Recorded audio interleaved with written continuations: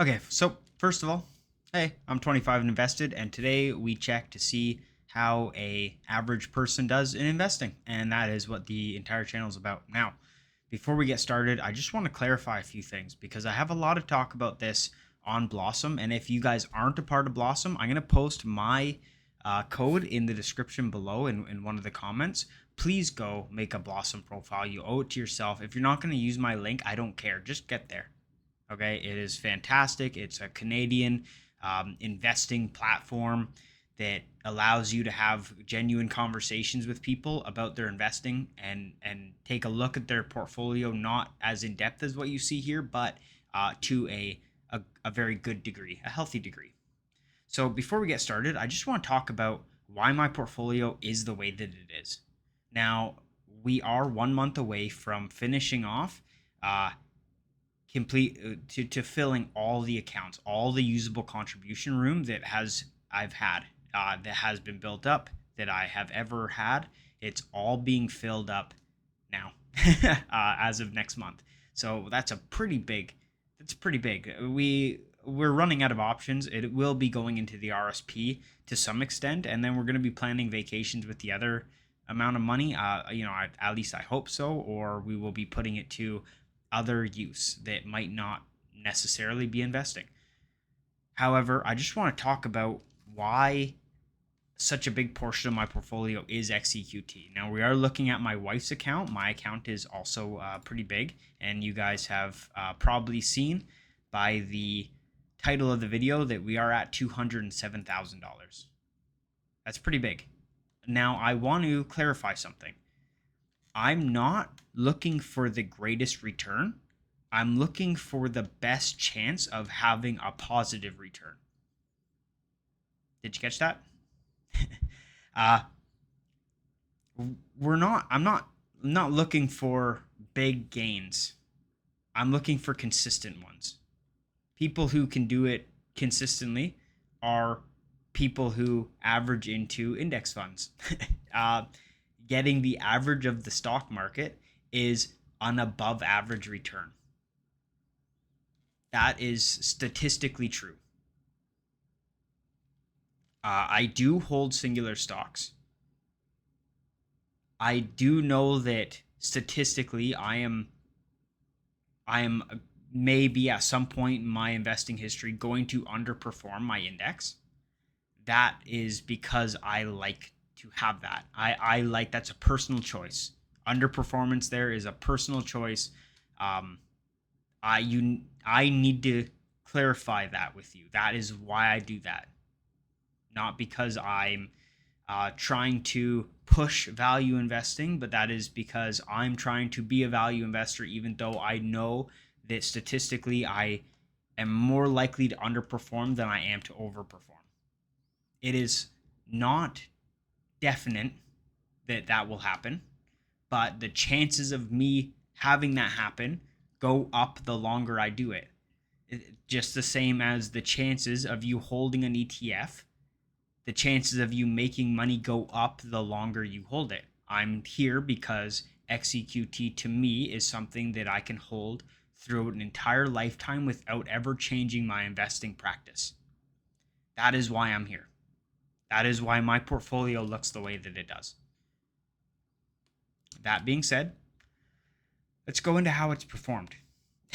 I just wanted to throw that out there. I know that might not be a common idea, but that's the idea. You can see that my wife's account, both accounts are firmly in the green now. Not firmly in the green. One is 1.6%. That's basically Friday. We had a huge 1.2 or 1 point whatever percent increase in the markets, but her Tfsa is firmly in the green. It's been a long time since I've seen her first home savings in the green. That is because it's a brand new account, and these things take time. To maximize our return, it takes time. Let's go over to my account, though. Her account, again, her Tfsa is just about to be filled up. We have added a couple thousand since last time I did an update video, but we'll move on to my account, which is arguably the more fun account. You could see 1,300 or $138,600. I am up exactly 40%. That is on the dot 40%, or $39,606 up in the positives. For the month though, since last time, I am up damn near 6%, 7.78%, $7,780. And on the 3 months, I am up 1.6%. Year to date, I am up 1.6%, which basically all came on Friday. Damn, it's been a bad time. And on the year, I'm up 16.3%, which is a little better than Xeqt, which is what most of my accounts are based on. Now, we're not going to go through the first home savings. You could see here, I'm up 10%. It is all Xeqt. However, we are going to go through the Tfsa, which has done quite well. And I do hold singular stocks there. Year to date, I'm up 1.32%. On the 1 year, I'm up 17.24%. These are all the stocks I hold. This is the total return. As you can see, it is a little messy. I did trim a lot of stocks since last time you seen me. Actually, I did talk about it last time I did a portfolio review, but with those stocks being trimmed, I found that my portfolio has been a little more volatile. That's probably because there's less stocks to interfere with the return, or rather less stocks to bounce volatility off of each other, but that is by design. It does go, I believe this is alphabetical order. Meta is still my best performing stock, as I did sell a lot of other stocks. I still hold Manulife Financial. I am debating that one might be on the chopping block real soon. I do hold NEWT and Algonquin Power. They are by far my worst performing stocks. And Xeqt, as I have 1,300 shares in this account, is up 18.41%, which is very fun. Now, a problem that I've had lately, and the deep value account, even though it's been doing pretty well, let me see the week, actually probably the month. The month is up 5.36%, even though it has done arguably, it's doing better than it used to. I haven't added any money to it. The reason why I haven't been able to add any money to it is because I'm a little broke right now, which leads me to my next. I guess I'm just gonna leave it right here. Yeah, there you go. Nice even 40%. I'm gonna open up so I can see myself, so I don't walk off camera on you guys. I've been a little broke lately. Last time I left my update video, I did switch jobs. I have fully started the new career, new job path that I've chosen. It is the same career path, but it is a different job. It is closest. I'm a sheet metal mechanic now, full-time sheet metal. I used to be a gas technician. I'm full-time sheet metal right now, commercial sheet metal, which is, man, it's just a lot of fun.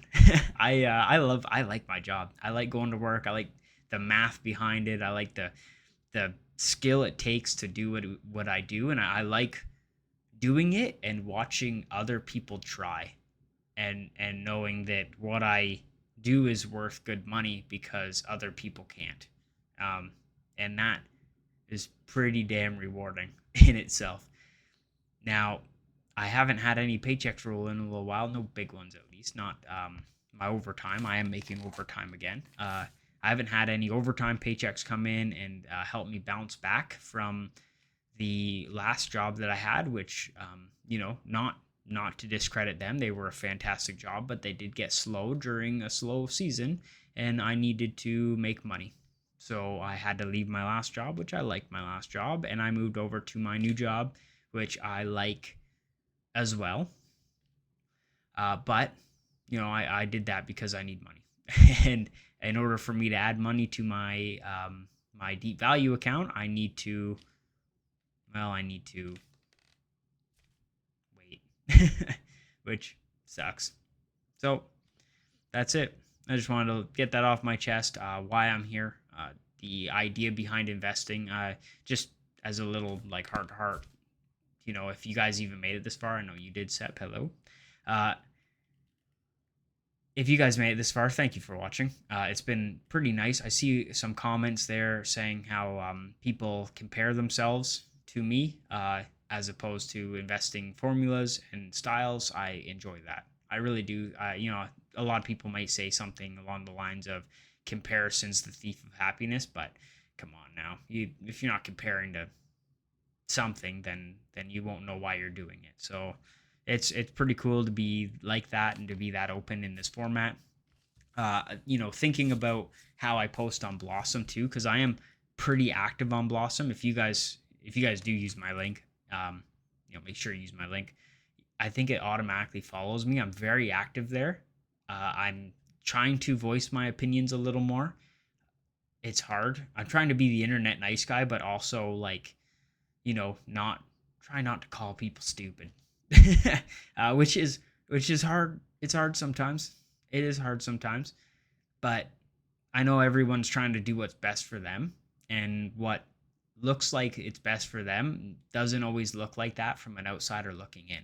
So, you know, we got to remember that we are talking to humans here, and sometimes that's hard to remember. But yeah, I don't know. I just wanted to ramble a little bit at the end. Thank you guys for watching. I'll see you guys next couple weeks when I upload the next one. Thanks. Sorry it's so late. I was at an air show today. Love air shows.